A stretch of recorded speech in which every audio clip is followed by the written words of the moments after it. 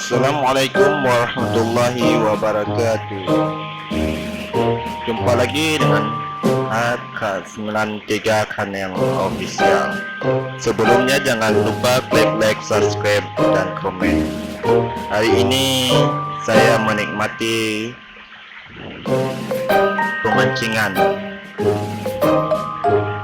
di sungai atau danau yang cuaca lagi mendung. Walaupun tidak dapat ikan, yang penting kita bisa menikmati dan masih diberi umur panjang untuk menikmati indahnya hidup ini dan mensyukuri karunia Allah Ta'ala. Cuma itu saja.